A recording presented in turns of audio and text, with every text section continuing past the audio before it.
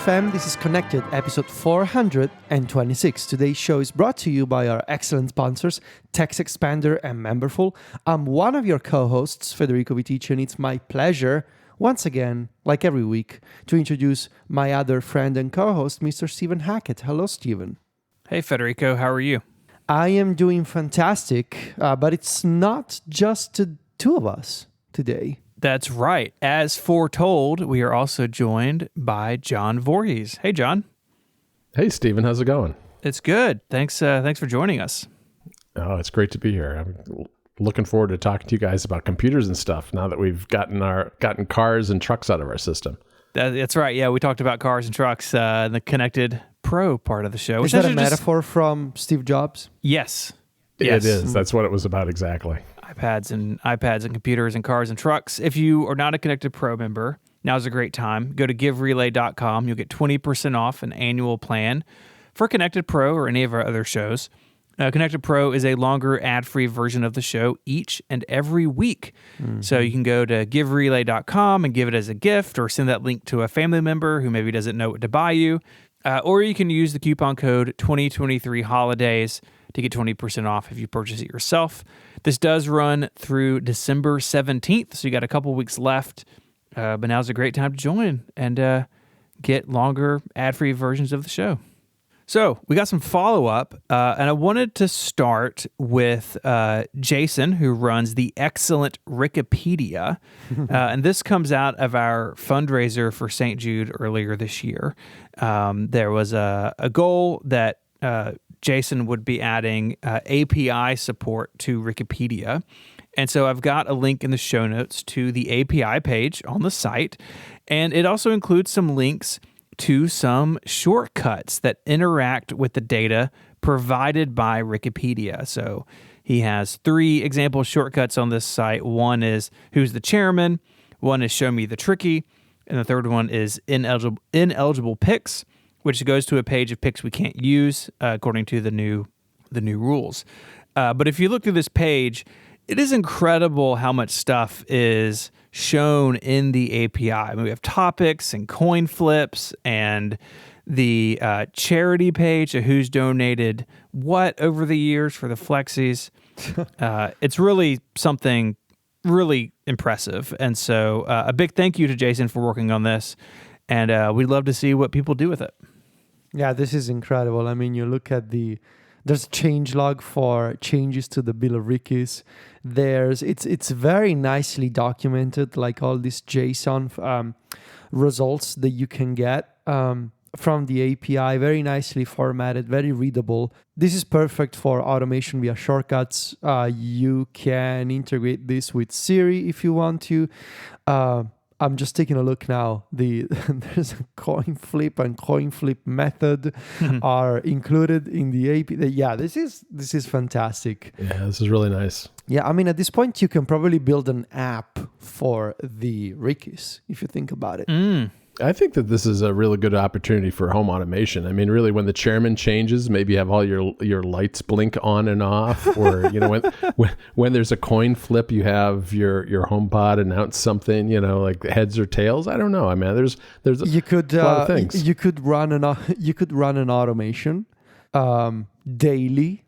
I'm just thinking out loud here, but you could have automations that run every day. And if today matches one of the days from the API, the shortcut could remind you, hey, today, 2 years ago, you were named annual chairman or something like that. Yeah, then start playing the episode. On this day in the Rickies, like something like that, basically. Or maybe, I mean, you could take it further. Like maybe you could tie a coin flip to like whether your doors unlock or stay locked. And so if it's like heads, your house is unlocked till the next time we do a coin flip or something. I mean, go wild. Yes. So thank you, Jason, so much. The community around this show is just so special. And this is yet another example of it. I do have a follow-up item. I put it in follow-up, not because it's a direct follow-up item to a precise thing we talked about before, but it's just because the topic is something we always discuss on the show, and it feels like it's more appropriate for follow-up. There's a new MagSafe charger that I want to talk about.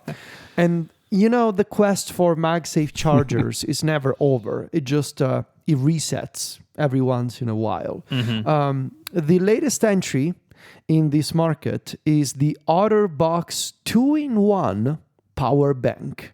Now, this is sold on the Apple Store. It's on Apple.com in the US. Usually with these things, I haven't checked, but I guess it's not available yet in Italy, but it should be soon. Anyway, I'll check later. So this thing is wild because it's like the 2-in-1. They really designed this product for that name. So it's a charger and a battery.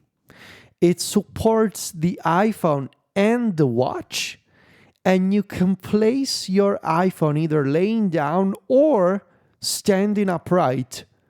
Because the thing about this accessory is this is like a folding battery that you can close and you can fold open, and you can use it both as a power bank or as like a nightstand or table charger with a 20-watt cable plugged in. So take a look at the pictures, because it's one of those things that you really got to see what it looks like to understand what I'm talking about. It's very compact. I guess it's been designed like for people who travel often.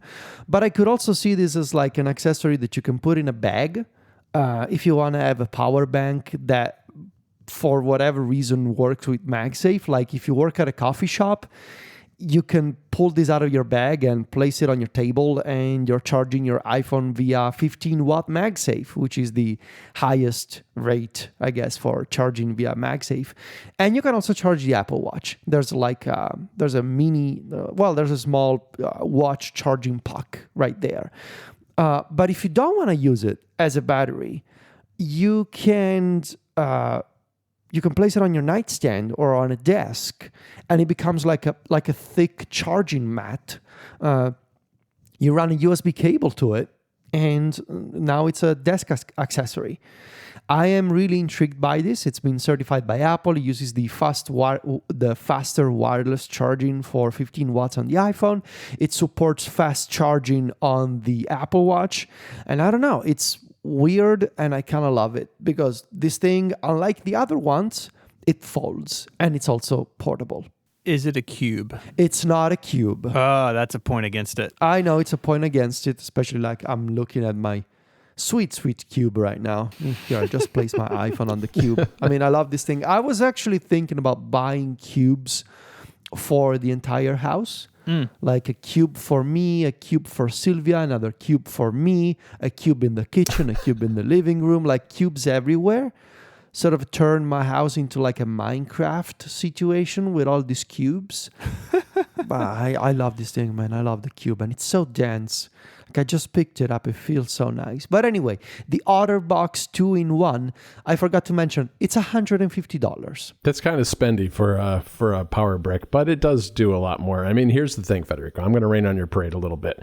This only does 5-watt charging for the Apple Watch, which is I think the that's Apple right. website says fast charging for Apple Watch. All right. Well, I mean, you're saying that Apple.com is lying? I am, because I was looking at the specs on the OtterBox page, and what does the OtterBox page say? It says 5 watts for the watch. It says fast charging for Apple Watch on. And 5 watts is not fast charging for the Apple Watch, I don't think. And if you're part of Ultra Club, like me and Steven, you do not want to use a slow charger on the Apple Watch Ultra. Well, look, it takes all day. Somebody's lying here, I'm guessing. Like, somebody's not telling the truth, because I'm on the Apple Store. It says fast charging for Apple Watch. I don't know. We're gonna have to. This is a. I don't know. It's a conspiracy, maybe. Maybe it's a conspiracy, and it doesn't say anything. It just says fast charging for Apple Watch on Apple.com. So we'll have to do more research here, because I guess that item in particular must not be accurate somewhere. I too have a new charging story. It's not cubed, but for forever I've used the Studio Neat material docks. They're friends of ours. They have a show on the network, and I've had just the regular MagSafe one just on my desk in my office. But now that I have AirPods that can wirelessly charge, and on occasion you want to throw your Apple Watch on a charger at your desk, like run an update or something. So they have the new 3-in-1 material dock, and I just got it in the mail yesterday. Haven't set it up yet. I was going to this morning, but I'm not home today. It has the Apple Watch, a flat MagSafe, and an upright MagSafe, so you can use like the always-on display. And I'm very excited about building it and putting it together. I have some follow-out for the two of y'all for your App Stories program. I've really enjoyed the Nerding Out on the Holidays series. And thank you. I was listening to part 2 of that just the other day. Yeah. And one thing that came up was your wireless networks. And Federico, you are contemplating changing up your wireless network. And I sent you all a text and I thought, what am I doing? We're going to be on a show together, which is rare. The three of us don't get to record very often. And I just wanted to throw my hat in the ring for Eero. Yes, they're a previous sponsor. Yes, probably some of the Eeros at my house they gave me, but I've been really happy with them. I sent y'all a screenshot of my network. Everything is using Ethernet as the backhaul. And I've got the Eero Pro, so not the new, 6E is the newest one. Yeah. So mine are a little bit older. John, I agreed with what you said. Like 6E is going to be cool, but one, I don't have, I don't even know if like my internet speed, I have gigabit down. So like I don't know if I'd really benefit from 6E, and it'd be all new base stations and only like one of my devices has it. So I'm not in a big hurry. But I do think Eero wins in terms of ease of use, and I think aesthetics. I think they look pretty good. I've got a couple that are out. I think the new Google Home one looks really cheap. It looks like it's like shiny and plasticky, and like I'm not saying it's not your thing, but for me, I think I prefer the Eero.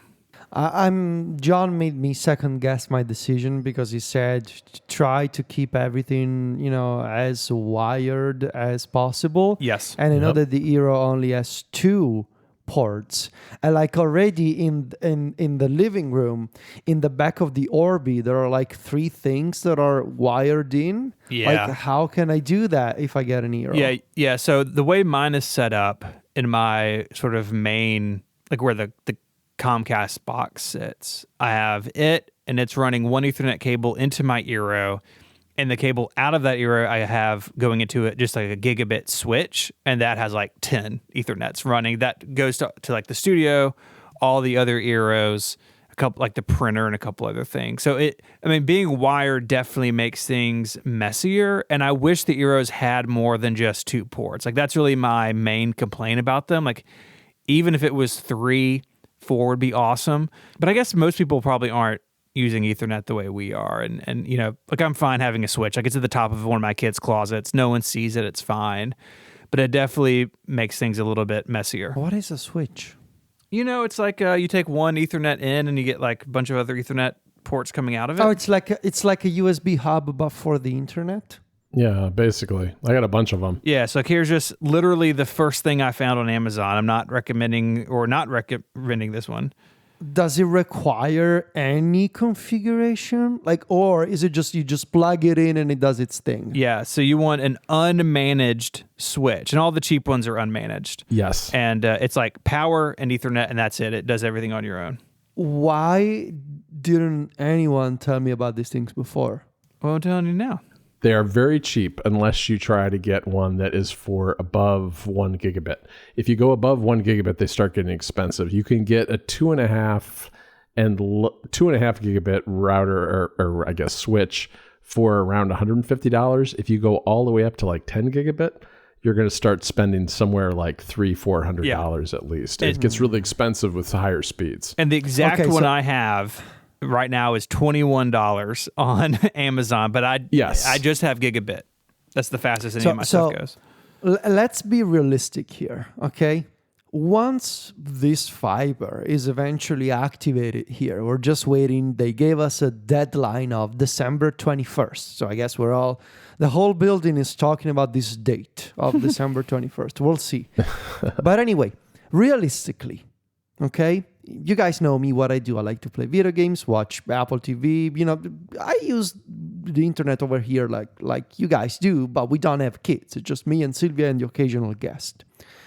Do I need to go over 1 gigabit? No, I don't think so. Yes, you do. Oh, gosh, you're killing me.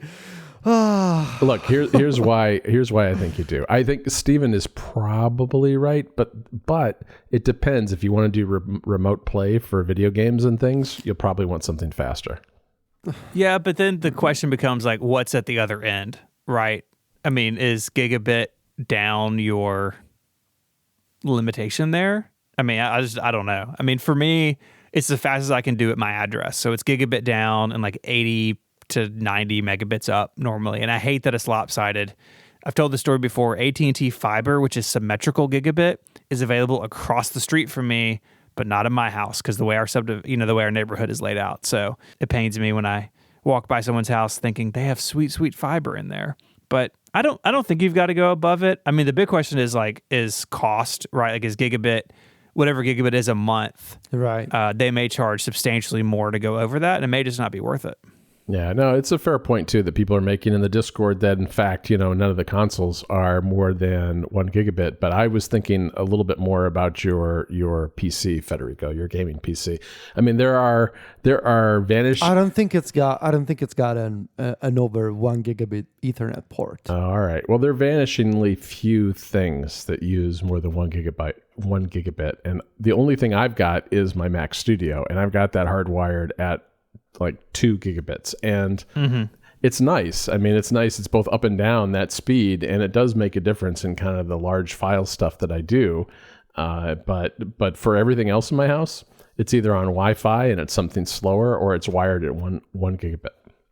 The other thing is like we point out with these switches is that anything internal to your network above a gigabit, the cost goes way up, and again, it may not be worth that. Like, for me, I'm happy with where I am. If I could get 2 gig fiber, honestly, I don't think I'd rush out tomorrow and like overhaul the rest of my network to take advantage of it. I mean, maybe out to the studio, but there's a couple switches in between me at my desk and the internet. And so you're looking at spending, noticeably more for maybe not that much sort of real life experience improvement. What about like in terms of doing multiple things at the same time? Like, what if I'm remote playing something, Sylvia is watching a 4K video, maybe Sylvia's sister is here and she's having a call on Zoom, like even in that case, like how, like, can you, and I'm asking this because I never had fiber, can you fill up a 1 gigabit connection by doing those things, like multiple of those things around the house? So what I would say is I had this internet connection when my kids were doing school at home because of COVID, and my wife was teaching from home, and I was doing my job. And so we had, one of our kids' schools still met in person. So 2 kids doing video chatting on and off throughout the day, Mary doing video chatting all day teaching, and me recording shows and uploading shows and doing all the stuff I do made no difference. I could not tell that the network was congested beyond anything I would ever notice. Okay. Well, John, I'm sorry, but it seems like I would only get the faster one just because I know that it's the best one out there.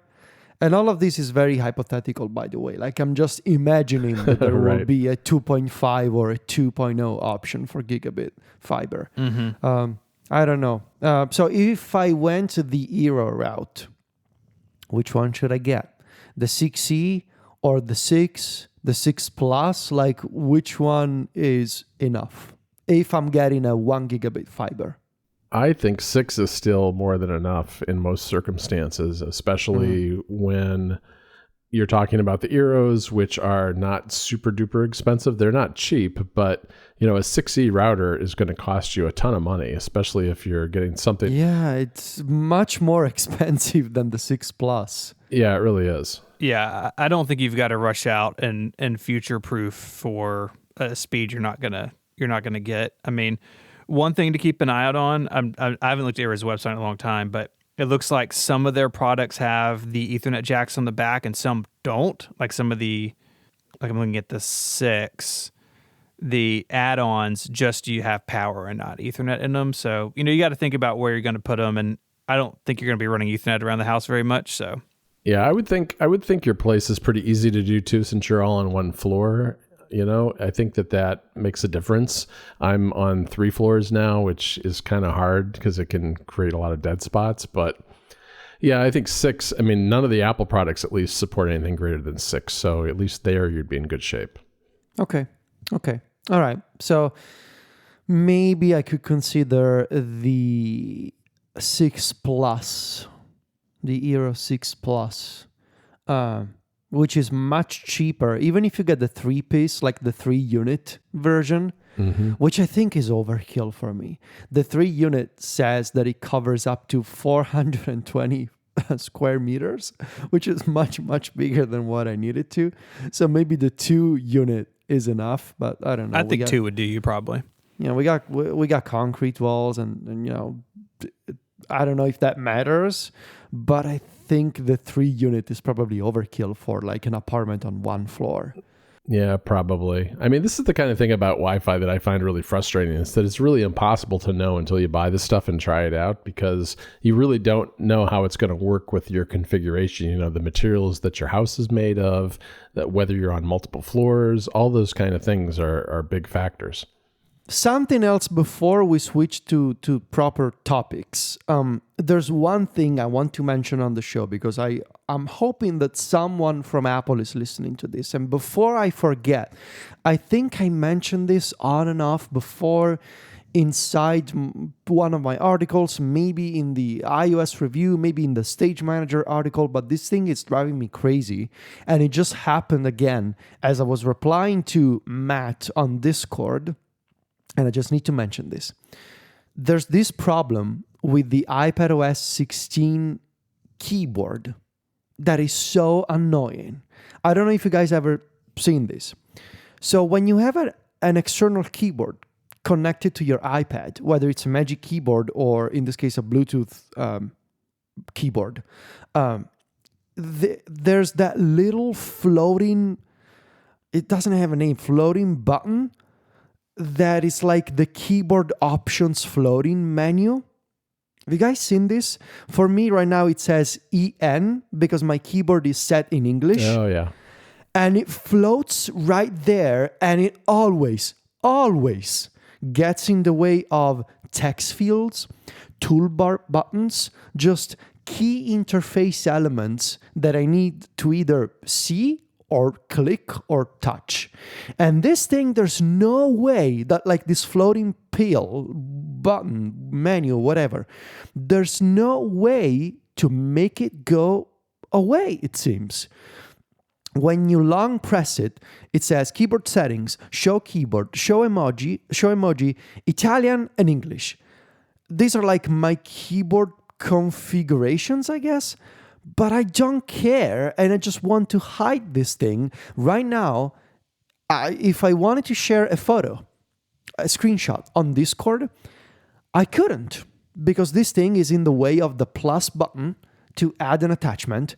And if I try to drag it away, seems like I can't, because it insists on showing me a menu instead. So it's unhideable, unmovable. It just horrible design. Like, this is actually even worse than some aspects of Stage Manager. If there's a way to remove this from existence, please let me know.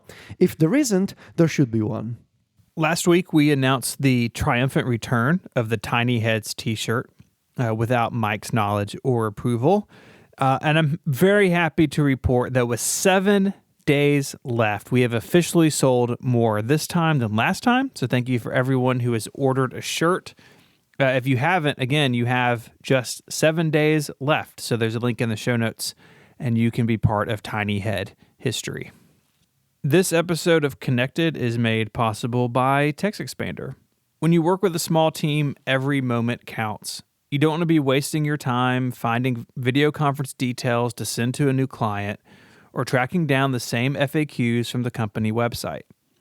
These are the kinds of things you want at your fingertips so you can get your work done faster. And that's why you need Text Expander. With Text Expander, you can access what you type the most with just a few keystrokes, allowing you to work faster and eliminate repetition, letting you focus on what matters most to you. Text Expander's powerful shortcuts and abbreviations streamline your team's work. All you have to do is type a short abbreviation and Text Expander does the rest. You can build and collect your most commonly used phrases, messages, URLs, and more right within Text Expander. Then create your chosen abbreviation, and they'll be with you wherever you're typing. You can even customize these snippets by having them automatically add in dates, fill in the blank fields, timestamps. You can build drop-down menus. So many options with Text Expander. And these tools make sure that you still keep your personality in the communication that you're sending. Text Expander, of course, is available on any device you use, across any app you use, Mac, Windows, Chrome, and iOS. I've used Text Expander forever. I cannot imagine sitting down at a Mac or even my PC without it there. Today is the last day of the month, and that means that I have some bookkeeping stuff to do for Relay. And I was doing that this morning. I have to send a couple emails and do a couple things. And I have so much of that built into Text Expander now. With just a couple of keystrokes, I can fill out this whole form that I need to fill out and send in to somebody.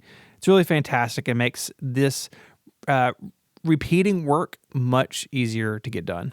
If repetitive typing is getting you down, you need Text Expander. Check out Text Expander today at textexpander.com/connected. That link is also in the show notes.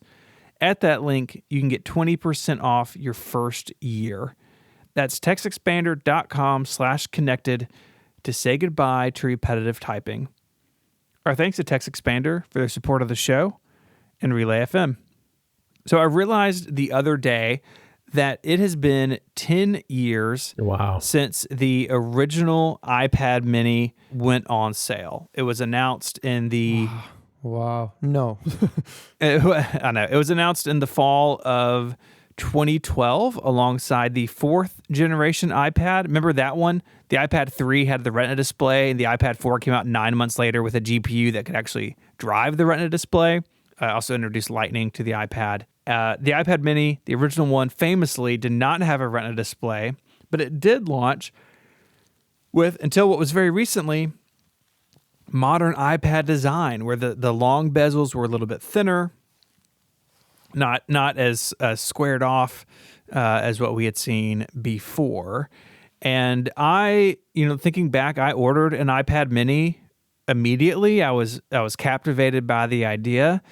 And I want to talk a little bit about that today, and then kind of about where the iPad mini has gone and where it may be going. So thinking back a decade, was the iPad mini something that the two of you were interested in off the bat? Did you get one of those early ones? Kind of what's your story with it? I think I remember that I was very into the idea, but I'm pretty sure I was very disappointed by the first version of the mini not having the Retina display. And so I was very intrigued by the form factor, but I was very sad about the display. And I also remember being very happy about was it the second generation that added the Retina display? Yeah, just a year later. In fact, I reread my original iPad mini review, and then I was like, I think it's going to be a while before they fit a Retina display in here. But they did it the next year. And I think I actually used the mini as my main iPad for several months. I think, and I mean, now that's 10 years ago, so the details are kind of hazy right now. But of course. I'm pretty sure that for 6 months, I ran this experiment where the iPad mini was my only iPad. Was there a cellular version of the iPad mini? There was, yeah. And so, yeah, I probably used it with a SIM card in it as my main computer for 6 months. That was when I was in between iPads.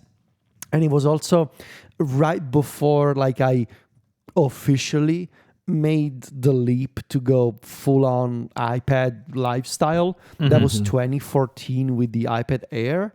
And I think in 2013, so in 2012, the mini came out. Then in 2013, it got the Retina display. And I think in 2013, yes, because in 2013, I was done with with treatments, and I was sort of rethinking my entire lifestyle and workflow. And so I was in between the iPad 3, which is the one that I was using in 2012, and the iPad mini. And I think I remember that for like a few months I said, well, I'm going to use the iPad mini as a work computer. And then the following year I decided I like the iPad so much, I want to use it as my main machine instead of the MacBook Air that I had. And so I went all in on the iPad sort of workflow, but with the iPad Air in 2014. Yeah, what about you, John? I've had 3 iPad minis. I had one of the early ones, and I'm not actually sure which one it is. It's probably the 2014 with Touch ID. I think that might have been. No, actually, it's the 2013 I had. And then I went with the 2015 iPad mini, and now I've got the most current one. And it's always been a product that intrigued me, I think, for a lot of the same reasons Federico listed, but it's never quite delivered until the more modern one, the one that's out now. That one I really feel like took a big leap forward. And those earlier ones ended up as hand-me-downs. My wife is still using the one that I had before that has Touch ID, and she loves it for reading books and playing casual games and things like that, watching video. And my current Mac Mini, I'm using for a lot of different uses. I mean, it's primarily for reading. I'll read articles in Matter. I'll do things like respond to emails. It's kind of the device I use when I'm done sitting in front of a computer all day and still want to get a few things done. So I'll sit on the couch and use the Mini. Yeah, that 2013 was a big year. That is when the first iPad Air came out, and so the big iPad matched the Mini in terms of industrial design, and they both got the A7, which had shown up in the iPhone 5S, the first 64-bit A-series chip. And so that year, you really had 2 iPads. You had the Mini, and you had the Air, and you just picked your size. And other than that, they were effectively the same iPad. And year is kind of like it may have given us false hope about how Apple was going to treat the iPad mini down the road, because in 2014, it got Touch ID, as someone just mentioned, but no other updates. And then in 2015, it got updated to the A8, but again, really no other changes. And that 4th gen from 2015 was on sale for 4 years. And in the later years, just as the 128 gigabyte high-end model. Do y'all remember that? Where the only iPad mini was the most expensive one, and it put it like midway in the range price-wise. It was very strange. And I think they started taking it a bit more seriously in 2019 when it went from the A8 to the A12, and it got first-generation pencil support. And those 5 generations of iPad mini all looked the same, other than the display and Touch ID, but in the same form factor.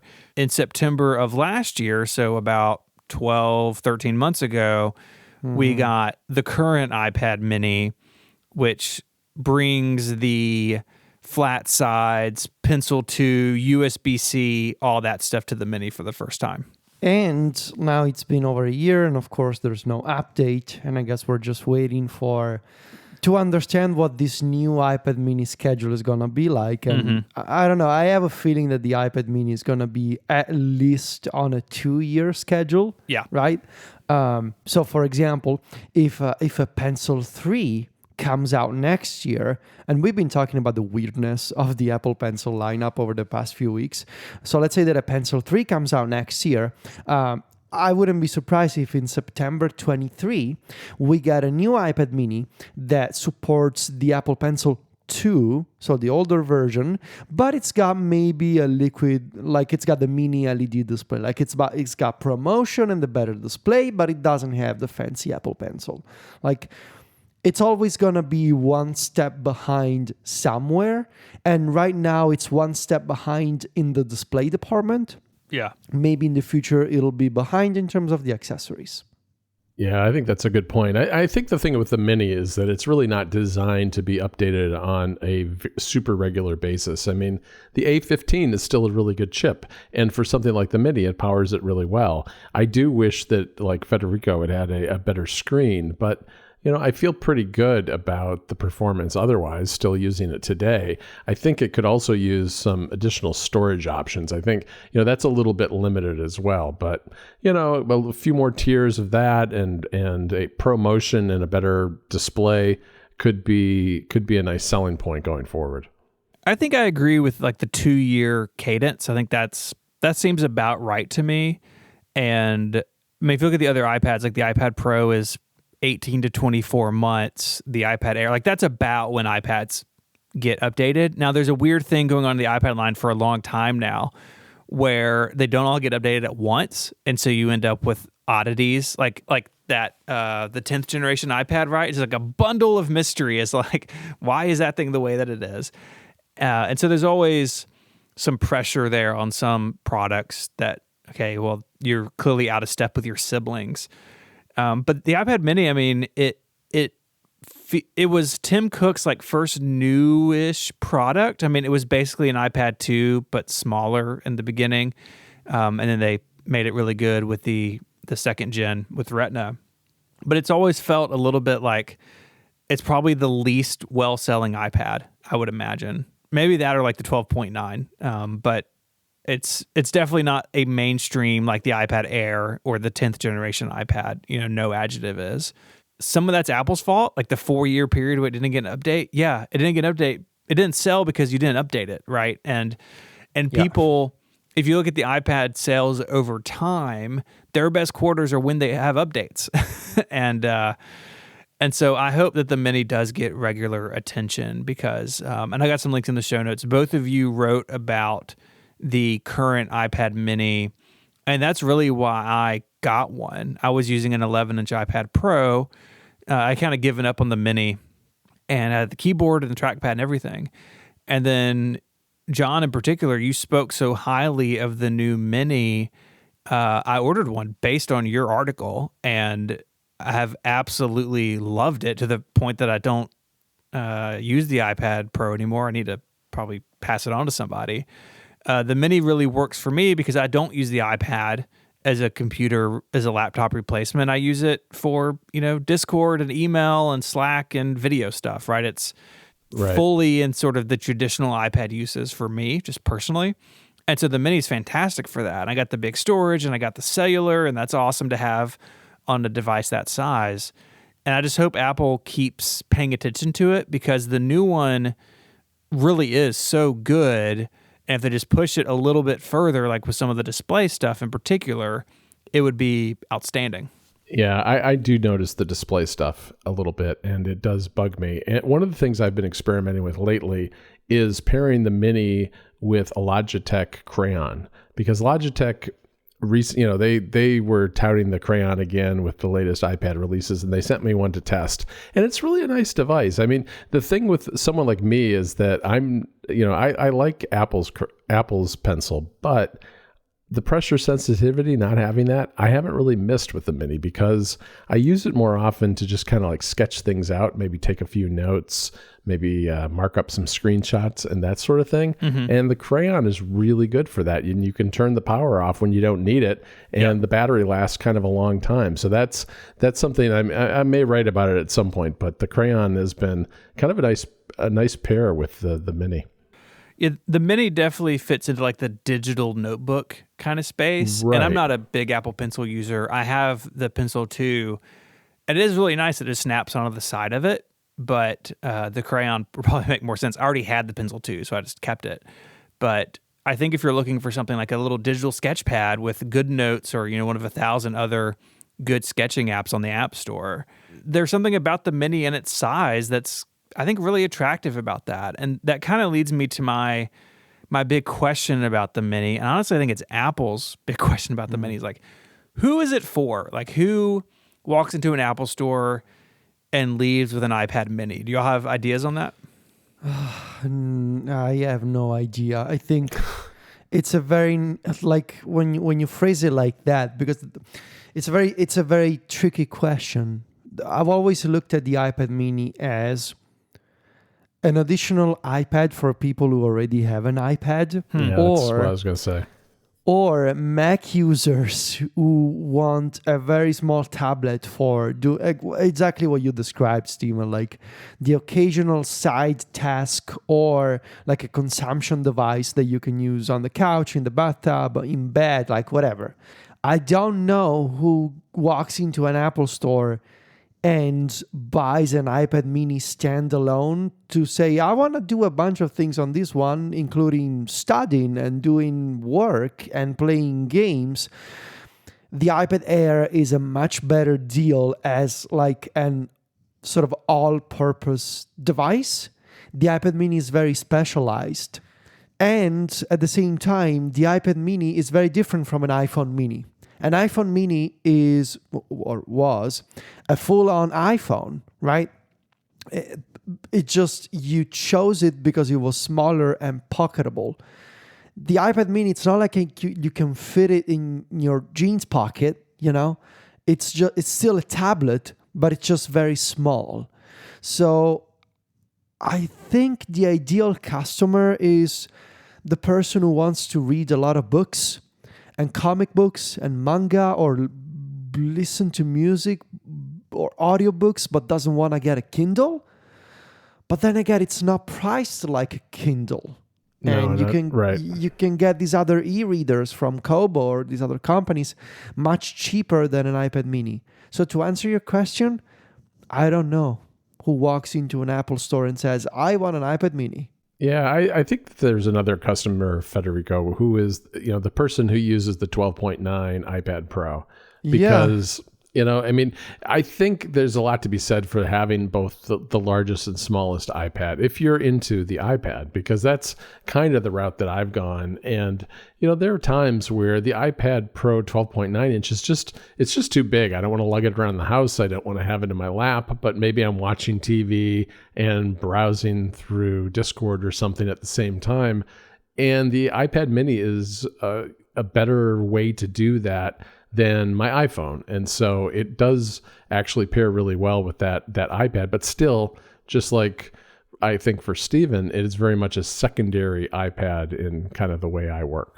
It's just interesting. And I think the price is a big factor there. Like if it was the cheapest iPad, yeah, that's the problem. That would be one thing. But they've made it bucks the trend. Normally with Apple stuff, the larger the display, the more it costs. That's been the way that's how most consumer tech is, right? But the iPad mini, with the iPad mini, Apple has made it a little bit different. Like it's a bit of a premium product because it's smaller, and because of that, you pay a bit more than the base iPad. And that's just, that is what it is. I can't change that, but it does complicate things if you're looking to make a purchase. And I am the kind of user who has a 12.9 inch iPad Pro to, what John said, like the ideal, an ideal customer is the kind of person who has a big iPad Pro and wants a small iPad Pro. But as I mentioned recently, for me personally, I just realized that I always go back to using one iPad.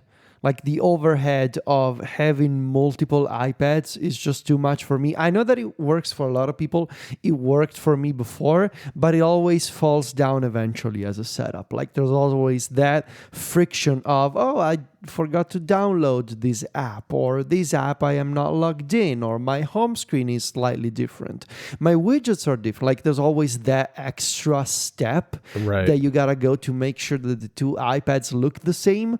And maybe you don't have the problem, maybe you don't care, but I know myself, and I know that eventually I always end up with having one iPad that is not charged, and I'm like, I don't want to deal with that. Let me just grab the iPad that I was using 20 minutes ago. Mm-hmm. And so for me, that's a sign that I am not cut out for the multi-iPad lifestyle. I've tried it many, many, many times. It just doesn't work for me. But it could work if there was a better way to sync those sort of your user profile across multiple iPads.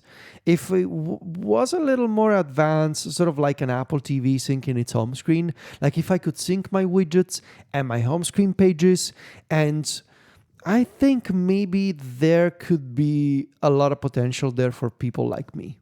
I think that's an interesting perspective, Federico, because I think a lot of Mac users feel like that too when they have a desktop and a laptop. Yes. Right? And so I think given that that's your primary device, I'm not surprised that's where you're coming from. For me, I feel like having both iPads is a little easier because they're not my primary devices. And while I like having the bigger screen of the iPad Pro 12.9 when I'm writing or doing research and writing and that kind of thing, having the mini is just kind of a nice sit back and relax kind of iPad. But I totally get where you're coming from with that and keeping everything logged in and synced up. This episode of Connected is also made possible by Memberful. Memberful is the easiest way to sell memberships to an audience used by the biggest creators on the web. Generate sustainable recurring income while diversifying your revenue stream with Memberful. Listeners will know that we use Memberful to power the membership program here at Relay FM. We've partnered with them many, many years. And a couple of years ago in 2020, when we revamped our membership, we were able to take full advantage of Memberful's platform. And what it has given us in the couple of years since is real stability in the business beyond the advertising. And so you can support us directly, support your favorite shows, and it means that hosts have recurring, sustainable income every month. And that means a lot to me as a business owner here at Relay. If your financial situation has changed in the past year or couple of years in your creative business, you may be looking for a proven solution that's quick to launch so you can stabilize your business and start growing. Well, Memberful handles the hard stuff so you can focus on what you do best while earning revenue quickly, while leaving you in full control and ownership of everything that relates to your audience, your brand, and your membership. It has everything you need to run a membership program: optimized checkouts, Apple Pay, easy member management, dashboard analytics, free trials, gift subscriptions, and more. Memberful seamlessly integrates with the tools you already use, including lots of fully managed integrations with popular services like WordPress, MailChimp, Discord, and more. You can send paid email newsletters directly through Memberful without needing to connect to a third-party email provider. And you can even publish those newsletters to a Memberful-hosted, members-only website, which is really cool. So you can go see the whole back catalog of Relay newsletters if you want to via Memberful. There's no additional fee for this when signed up for Memberful's Pro or Premium plans. Plus, you're saving money compared to other popular hosted newsletter platforms that are out there. Get started for free at memberful.com/connected. There's no credit card required. That's memberful.com/connected. Go there now to check it out. See what it could do for your business. Our thanks to Memberful for their support of the show and Relay FM. There is one more item in our document today, and all it says is Federico's surprise, which happens a lot on this show. You're a big surprise boy, but John and I have a guess of what you've done. I don't know if you want to hear that guess or how do you want to play this? No, I don't want to hear that guess. Obviously, I like my surprises. This is a regular thing on my shows. So before we talk about the actual surprise, I would like to contextualize. This surprise is about my setup, right? It's about what I've been setting up in my new office space. And I mean, I wouldn't be well surprised if you guys were able to guess what I've done. But before we get to that, Steven, why don't you contextualize, let's see if you can remember, this whole saga of what happened with my desk and my new office over the past few weeks. Yeah, so you moved, you have a new office, you bought a Apple Studio display that you mounted on a VESA mount just right on the wall. Yes. Use an iPad Pro, and you have I believe a 14-inch MacBook Pro. Yes. And your idea was, okay, I can use the Studio display with either of my computers, right? Depending on what you're doing, if you're doing your regular work or if you're podcasting, you could take advantage of the same screen. And you have struggled to find a keyboard and mouse or trackpad, input accessories that let you fluidly move between those devices. You really, your vision was a single Thunderbolt cable goes to the iPad, Yes. and the keyboard and mouse, the trackpad, everything just works with the studio display. Okay, it's time to record app stories, get my MacBook Pro, plug the same Thunderbolt cable into it, and all your accessories and display and everything move over to the laptop. And we talked about some possible solutions for this. We spoke about how you could use universal control, but that would mean the MacBook Pro would have to be on and awake all the time. We talked about, I think you even tried some Logitech accessories that kind of promised to do this, but you didn't like and didn't really do what you wanted it to do. Yep. We also talked about you could just use these devices wired because they both have, they have trackpad and the keyboard have lightning ports, and you could leave those plugged into your Thunderbolt dock, which you also bought. Someone in the Discord, I don't think it made it into follow-up, or maybe it did, I don't remember, but someone in Discord had suggested, well, you could just plug the keyboard and trackpad in for a second because that pairs them, and then unplug it and like get rid of the cable, hide the cable away in your actual usage. But there's still a lot of back and forth, right? And you're like repairing your devices several times a week. Exactly. So I believe where we left you is you don't really have a super smooth solution to move between your two computers and the rest of your setup. Right. Well, that's an excellent summary. I think you got all the details right. I don't think you forgot anything. So here's the thing. Usually I record episodes of my podcasts on macOS, right? Usually that's what I do. But the thing is, I never left iPadOS today. In fact, as I'm talking to you right now, the screen I'm looking at in front of me is iPadOS with Stage Manager. And the iPad, underneath the display is also iPadOS, obviously. Mm-hmm. I am recording this on macOS, but I'm not looking at it. In fact, and I'm going to send you a picture. All right. I'm uploading this in Discord. This is a tiny macOS window. Steven, as the editor of the show, you're shaking now, aren't you? I mean, no, if he's recording on macOS, so you are using... I'm recording on macOS. Yeah, I'm recording on macOS. you're recording on macOS using VNC or screens or some sort of remote control from the iPad to get to the Mac. That is absolutely correct. Because the thing that I've done is... So we've been talking about like this dream of having these accessories without wires, without cables that I absolutely hate. And I wanted to achieve this dream. And so I've been talking with a bunch of people behind the scenes, as I always do. And I realized that there was only one way forward for me. If I wanted to do this and have the Apple Magic Keyboard and the Apple Magic Trackpad without cables, and use both with macOS and iPadOS. And there was only one way, and that one way was universal control. But universal control, I could do it with my previous setup, but I couldn't do it in a way that I liked because it meant that I needed to leave my MacBook Pro open. Here we go. Or at least connected somehow. Okay, this is leading into John and I's guess. I think you guys guessed it. So last week you have purchased. We were debating a Mac Mini or a Mac Studio. It's absolutely a Mac Studio. No. Last week I went ahead and I'm sorry, but I needed to test this out. And I know that there are new Mac Minis on the horizon. So for now, I kept it pretty cheap and, I did pretty simple. I got me a refurbished Mac Mini, a base model from... Well, Steven. There you go.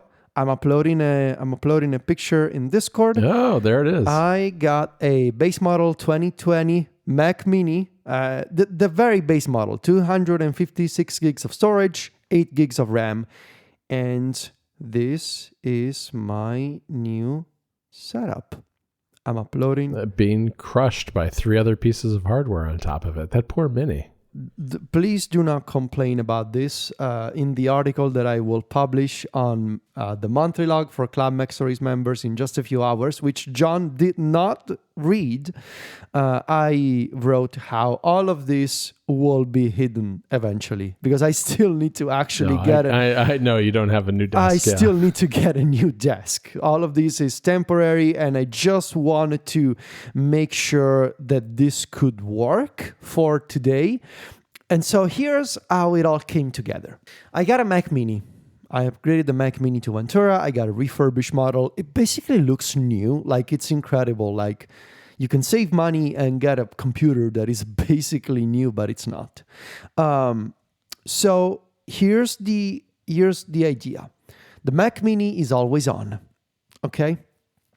It never goes to sleep. Mm-hmm. And I was actually talking to Jason about this behind the scenes. Jason and I talk, and eventually, like I always say, eventually those things become articles. Sometimes on Mac Stories, sometimes on Macworld and Six Colors. I was talking to Jason. Jason told me, hey, I think you can totally do this with a Mac Studio. And that got me thinking. I was like, I don't want to buy a Mac Studio, but maybe I can get a Mac Mini. And so it dawned on me, like, I can get a refurbished Mac Mini. So, Steven, the USB Pre 2 is lacking cables because it was just for the photo op. So I wanted it to look nice. Oh wow, wow! It's like an Apple thing. You've got no cables whatsoever. Good job.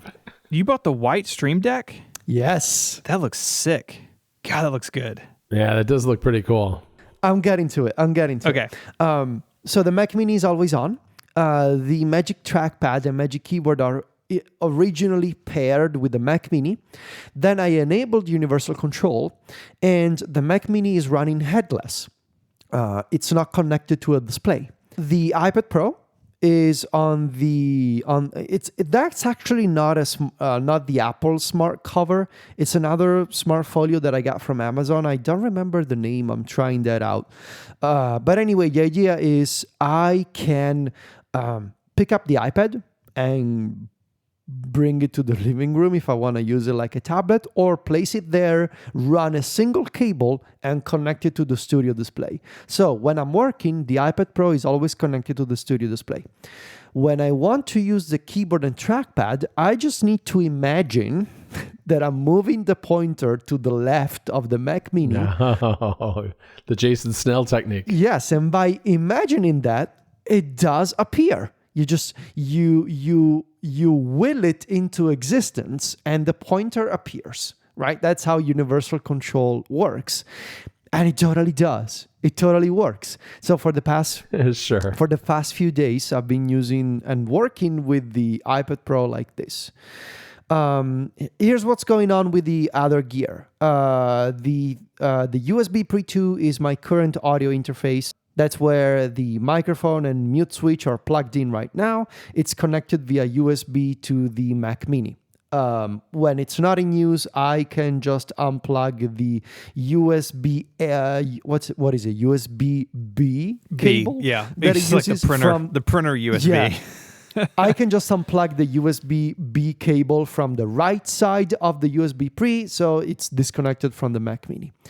The CalDigit TS4 Thunderbolt dock. This one controls the studio display. So I can use it I run the iPad Pro to the dock, and the dock goes to the studio display, and I can also use it for expansion and Ethernet. The Mac Mini is plugged into Ethernet right now, and it also has the new Elgato Stream Deck MK2. That's the only model that I could find in white. I know that I wanted to get a white Stream Deck, and I know that I wanted to get white accessories because I already know that in the future I will get a different desk with a slightly darker texture. It's going to look sick, and white accessories are going to look amazing on it. So that's why I really wanted to get these white accessories. And the Stream Deck, like I wrote in the article that will come out in in just a few hours, the Stream Deck, I figured out how to use it to run shortcuts by pressing, obviously, physical buttons But those shortcuts, you may wonder, well, if it's plugged into the Mac, surely the shortcuts are running on macOS. No, the shortcuts, I am triggering them on the Stream Deck, but they run on the iPad. And you may wonder, how can you do that? I realized that I could put together a nice little system where I can press a button on the Stream Deck and using PushCut, which is this incredible automation utility, it sends a notification to my iPad Pro. Oh, yeah. And on the iPad Pro, I can just tap the notification and it runs the shortcut I want. So for example, to start the timer in Timery that I'm usually starting for shows, I pressed a button, the iPad got a notification, I tapped it, and it started my timer. So I will be setting up the Stream Deck as a physical dashboard for my shortcuts that I'm running on the iPad Pro instead of macOS. Additionally, the Mac Mini, obviously I realized, well, if I have a Mac Mini that is always on, I gotta use it for something, Well, why not? So I had this OWC Thunderbolt drive. It's a 1 terabyte drive that I got last year. So I set up once again my offline music collection, my music library with Rune on the Mac Mini. So the Mac Mini is already being used as a Rune core. So I can listen to my music library using Rune Arc, and other compatible apps from an iPhone, the iPad, other Macs, whatever. Which means I will no longer need my Intel NUC that I was using before for my music collection. Now, if I have a Mac Mini again, well, rest in peace, Intel NUC. I no longer need you. But I'm thinking about other uses for the Mac Mini as a server. I'm open to ideas. If people have recommendations, I mean, of course, Plex comes to mind. I'm thinking about I need to watch some Italian TV is what I need, Federico. So get that Plex thing up and running. I probably will do Plex. I will do the guest account for people. So I will probably need to find, since we moved, I can no longer find my HD home run TV tuner. I think I lost it. They are impossible to find online. Yeah, they really are. I've got one here. I don't know how to get one anymore. I think I lost mine and I don't know how to buy one. But what I will do is I will set up a HD home run eventually when I will be able to purchase one, and set up a guest account on macOS and do what I described, I think on App Stories or Connected, I forgot. But basically I will make a section of macOS where people can find Netflix, Apple TV Plus, live TV and whatnot. But I think I will also check out that Signals for HomeKit. Yeah. It's a third-party HomeKit utility that you can run on macOS as a server thing. And basically, you can use like HomeKit stuff to run shortcuts on the Mac in the background, Right. which is something that I will be thinking about. But yeah, I'm open to ideas. If folks have other ideas for a Mac Mini that is always on, right now I got Rune, Plex, Signals for HomeKit. If there's anything else, please let me know. One thing I would add is you probably want a new external drive for that, but you can set up a Time Machine server just in regular Mac OS now. And so it could be backing up Sylvia's MacBook Pro. And I guess, are you keeping your MacBook Pro, did you say? Unknown at this point. But you could set that up so anytime she's just on the network, Time Machine is running just across the network, so she doesn't have to like plug in a Time Machine drive, which, can be a real pain on a notebook. Yeah, it's nice. Yeah, I've got that set up for the MacBook Airs that my kids use for homework and school stuff. And it's fantastic. Like, it works really well. And I mean, the first one is slow because it's over your network, maybe by Good Heroes, see previous discussion. But after that, it's totally fine. And that could be a good use, especially since it's always going to be on because you want it always on for other stuff you're doing. Yeah, mail rules too, Federico. I mean, this is kind of the kind of stuff you can do if you have an always on Mac with mail running in the background. You can set up rules that probably will handle a lot of the stuff you used third-party services for in the past. Yeah, we did an episode of MPU like 2 years ago called the Mighty Mac Mini, and it was all about uses for an always-on computer. Like another one is Hazel. Like if you have things that you want to run, I mean, really like Mail, any always-on Mac app can be really helpful. So a lot of people use Hazel in conjunction with Dropbox or iCloud Drive to like process files. I would definitely have your entire photo library like downloaded to it so you can back that up somewhere. You just gave me an excellent idea. What if I add Hazel support to Apple Frames? Ooh. So that you can drop a bunch of images in a folder and gotta think about it, but that's an idea. You could do it. Yeah, having an always on Mac makes a big difference when it comes to automation, because especially with like iCloud Drive, you can drop things in folders and use them to trigger all sorts of automation stuff. Okay. These are all good ideas. So I'm making a note. The opportunities are endless with an always on Mac. I mean, I've got 2018 Intel Mac Mini under my TV that has a super drive attached to it because sometimes kids still want to watch stuff on DVD. But I have Homebridge running on it. I've got the Time Machine server running on it. I have Plex running on it. Homebridge for what? So I use Homebridge to bring in my Ring accessories into HomeKit. Oh, yes, I remember that. Yeah. There's something else. I run two main things in there. I forget what the other one is. But, my home alarm system. They have an app, but it's not HomeKit compatible, but there's a Homebridge plugin. So, yeah. I mean, you have lots of opportunities here, and I think you're going to find, like, for me, if that Mac Mini died, like, I don't know if it'd be a bummer not to watch DVDs for the kids, but, like, I'd replace it because of the other stuff that I use it for. Are you guys familiar with this Pi hole thing that people mention? Yeah, network ad blocking. That's definitely a rabbit hole, Federico. So far I have Good luck. Hazel running one of these like ad blockers on your network, like either Pi-hole or someone in Discord mentioned AdGuard Home, Time Machine server, Plex, Channels DVR. If there's anything else, these are all like holiday projects, and it was killing me that I couldn't mention this in the App Stories episodes. But yeah, part 3, baby. Part 3. I guess there should be a part 3. There should be. I've got another project that I'm working on that's along the lines of this, which I'm not gonna disclose. Interesting. There's one aspect I did not mention. Well, two more actually. So one is this Mac Mini is low on storage, obviously. Yeah.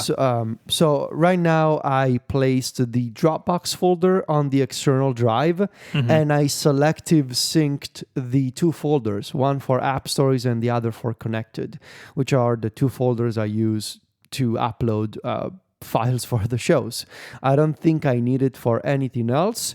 I don't know how bad of an idea it is to run Dropbox on an external drive, but I mean it works and it's supported as long as you have an APFS drive, which I do. So it should be fine, I think. And lastly, controlling macOS. So obviously this Mac Mini is not plugged into anything, right? And the screenshot I sent you before was a screenshot from Adobe Screens, the VNC app. Now, running Screens locally over Wi-Fi is fine. I mean, it's totally doable. You're not getting, obviously, the full experience of, like, when you connect a Mac Mini to a studio display. You get the occasional latency problem, you get the graphical artifacts, you get the jittery animations. Like, you can tell that compression is going on and that you're communicating with a computer over a wireless network. Now, are there better alternatives to this? I tried so I looked around a little bit. I tried Jump Desktop instead of Screens, and I didn't like the UI, and I actually thought that the image quality was worse than Screens. I don't know if there's a better alternative to VNC if I want to keep the Mac Mini headless. The one thing I want to look into is changing the form factor of the virtual display this headless Mac Mini has. So when you run a Mac Mini headless, by default, at least right now, I'm getting a 1080p virtual display, right? At 16:9 form factor. I'm pretty sure that there are like these fake HDMI dongles. Yeah, there are. I have one. That you plug into a Mac Mini so that it's convinced that it's actually plugged into a display, but it's not. My main problem being, when I'm using screens with Stage Manager, it doesn't really play nice with a 16:9 form factor.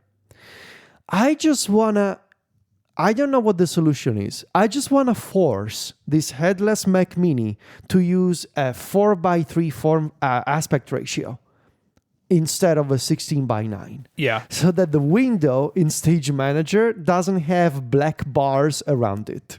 So you could look at a dummy HDMI plug. Those are going to force it to 1080 or 4K. I have not run this. I found it just kind of searching as you were talking. There's a GitHub project called Better Display. Apparently can do a lot of custom or non-standard screen resolutions for Mac OS. Again, I haven't run this, like I'm not vouching for it. Jason also put RDM in RDM, yes, I'm saving this. So I'll put both those in the show notes. So there are options, and if you can do it in software, that'd be nice. Because I think the HDMI dongles, I've used them in the past, and I believe basically they trick it into 1080 or 4K, and both of those would be 16:9. So you don't want to. Okay, yeah, I don't want that. Yeah, so I'd look at either RDM or Better Display. Better Display looks very nice, and there's like little menu bar apps, and that may be able to take care of it for you. Excellent. So yeah, that's great. That Better Display is great to see. I mean, I run a headless Mini 2, a 2018 one that's really just a Plex server more than anything else now, but having a better way to view the screen would be a big help. So report back on those if you try them for us, because I'd like to know.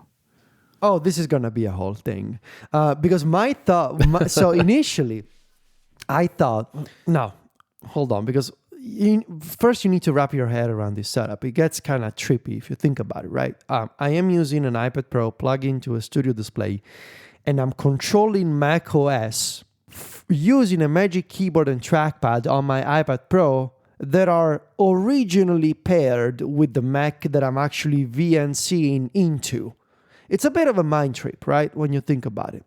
My initial thought was, well, what if when I need Mac OS, I jump over to sidecar mode real quick and I dip in and out of sidecar.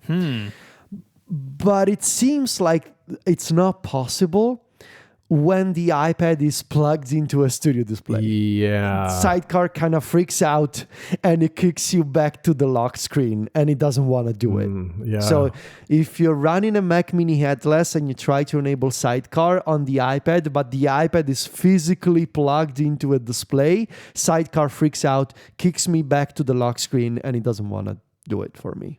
So that doesn't seem like a solution. That's why I'm using screens. If there is a better alternative to screens, I'm all for it. But in terms of performance and design, it really is the best I've found so far. If this was a Windows PC, I'd be using RDP instead of VNC, and remote desktop is much better than VNC in terms of performance and image quality. I don't think RDP is supported on macOS, unfortunately. So we're stuck with VNC. I mean, it all works. I'm recording this episode with Audio Hijack, running as I'm basically using macOS as just another window in Stage Manager, which is kind of amusing and ridiculous. But it hurts me too when you say it like that. I know, it's just another window, but it does and what I want. And this is the conclusion from the story. This is like the universal control dream that I had in mind. Right? I have this iPad as a modular computer, which with a single cable can become a desktop workstation. I can unplug the cable and use it as a tablet. I have this trackpad and this keyboard on my desk with no cables. and they seamlessly will switch between devices. I have a Mac for all those times when I need to use a Mac. I have a Stream Deck for running shortcuts by pressing physical buttons with nice colored icons on it. And eventually I will have a new desk, but like right now I'm very, very happy with this. And unless I majorly screwed up somewhere and I didn't actually record this episode, which shouldn't be the case because I recorded myself multiple times to make sure that everything was working, and Audio Hijack says that everything is working, I think this is it. I mean, obviously I will need to get a new desk. All of this equipment that is currently on the desk, like the Mac Mini, the USB audio interface, the Thunderbolt dock, and the external drive, all of this, I want to go away from the desk. So I will need to get like a custom design desk or something. Like I'm thinking about it. I need to talk to the guy who designs things for us about this, but like the idea is that I will get like a section underneath the desk where I can place all of this and my audio gear. So I'll think about that, but eventually the goal is to have a very minimal desk with just iPad, trackpad, keyboard, Stream Deck, and the cube, obviously. Some very nice diffused lighting underneath the desk and behind the desk. But this is the setup. This is it. And I'm very happy with it. And the beauty of it is, if you do need to actively, directly control the Mac Mini, yes, you can just plug into it because it's right there. It's just a cable away. Yeah, that's nice. That's nice. Having it all in one spot like that makes it a lot more flexible too. That's a great. I like your setup. That's really, really a good solution. Now, my one last question is, do I really need to keep using this USB Pre 2? And I'm only asking because it's ugly. Well, I was going to ask you about that. It's just ugly at this point, guys. Can you tell me buy this where this is a nicer looking product that maybe even makes me sound better? I mean, that would be nice. Like, is there anything better that looks nicer than this object? First question. Why are you unplugging it? No. This will stay on the Mac Mini. I'm just concerned about leaving it powered on. Oh, all right. All the time. It doesn't have an on-off switch? No. I have a little box for mine that cuts the power to the USB. Yeah, that's one of the benefits of the Mix Pre 3 that I'm using is that it does have an on-off switch. So mine just is turned off when I'm not using it. And it's a lot smaller too. Yeah, I think one of the Mix Pre, I'm talking on the Mix Pre 6 at the moment. The 3 is a little bit smaller. The setup can be a little tricky on them. It's definitely like set it once and never touch it again because it basically treats the USB signal as an input. It's kind of different from the way the USB Pre 2 thinks about things. But I've been happy with mine. I mean, I use a USB Pre 2 still at my desk, but the Mix Pre is what I use when I travel. I'm using it today because I'm recording somewhere else, and it's pretty great. Yeah, I mean, what I like too about the Mix Pre 3 is it takes SD cards, so I can hit record on it too and have an extra backup that's physically on a different piece of hardware than my Mac. Oh, but this doesn't look any nicer. No, I mean, they're all going to have knobs and stuff on them. Why do they look ugly? Why are they ugly? I mean, look at the Cal Digit. It's a Pro accessory, but it looks decent. Yeah, it's ugly. Yeah. No, the Cal Digit's not good looking either, I don't think. It's too big. Some people like the Elgato, the Wave XLR, I think is what it is. It's like one big knob. I have one. I do not like it. I think the preamp isn't that good, and I think the one knob is like too confusing to use. Oh, but this looks much nicer, though. Yeah, but it's a pain to use, I think. It's very software bound too, isn't it, Steven? I think it is. I only use it on Windows, and on Windows it is. I don't know about on the Mac. But what I like about the Mix Pre and the USB Pre 2 is there's no software required. You know, someone mentioned Focusrite, the Scarlett lineup, and that stuff looks nice. But at least in my experience, some of the Scarlett devices do require like Mac OS software drivers or something. And I just am like, at my cellular level, allergic to audio drivers. Like I want just a USB or a Thunderbolt device. These are not, the red is not going to play well with the vibe of this room. So I'm going to put a link to this in the Discord. The Universal Audio Apollo. That's I like. It uses Thunderbolt. I think it requires software. I'm not sure. I've never used one. I like the sound of this. Go on. It looks Apollo nice. is a great name. Apollo. It looks nice. It's what Marquez Brownlee has one on his desk. He's talked about it I before. like that. Okay. Ooh, see, now you're getting like this is more my vibe. But I don't know the software story there. I haven't used one, but it looks nice and it's Thunderbolty. Now that's see. Yeah, that's a good looking device. That's more like it. That's more the vibe. Which one though? Ooh, the Apollo Solo looks real nice, Steven. But I don't think it's XLR. The Solo, I think, is probably the way to go. I don't think you need anything more than that. Like, you don't need one that has multiple channels in, No. $700 puts Apollo it in Solo. the price area of the USB Pre 2, I think. Oh, this is much, much nicer. But you will be swimming in uncharted territory. None of your friends can support you with this. Like, if you bought a Mix Pre, John or I could help you with it. Yeah, but nobody can help you with that one. Well, you can just text MKBHD, I like that. I will be alone with my Apollo. See, it's Thunderbolty. Well, I can just text and be like, hey, Marquez, probably don't know me, but I need some help with this thing. Thank you for this, Steven. If you think of anything else that looks nice and does what I need, see, this is more the vibe. Like I wouldn't mind this being shown on my desk, Does it need to be powered on all the time? Well, I bet it's got a switch on it. I think it's probably got a switch. Looks switchy enough to me. Yeah. Okay. Yeah, the sound devices stuff actually creates a fair amount of heat. At least mine does. If you don't have it powered off, it's kind of warm. So I keep it off all the time. Okay. So this is a serious contender. I just realized, and I was taking a look at the Discord. The Luna display, I suppose, is an option now for me if I want to control with better quality than VNC.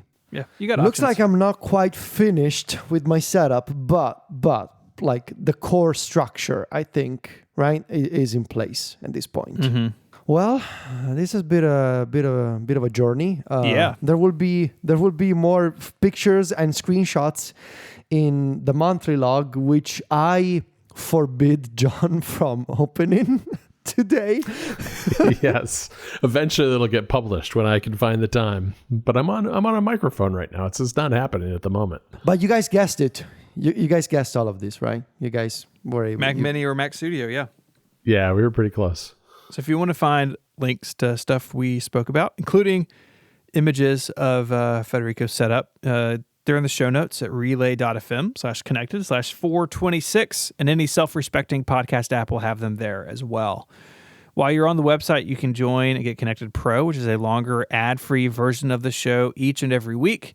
You can go to giverelay.com or use the code 2023holidays until December 17th for 20% off an annual plan. Go check that out. You can find us all online. Federico is the editor-in-chief of MacStories.net. John is the managing editor of MacStories. Yeah, that's the title I gave myself. The lieutenant editor of MacStories. You boys do great work. I love everything you do. John, thank you again for coming on this week. Thanks for having me. You can find my writing at 512pixels.net, and I also host Mac Power Users here on Relay FM. I'd like to thank our sponsors this week, TextExpander and Memberful. And until next time, guys, say goodbye. See you later. Arrivederci. Bye, y'all.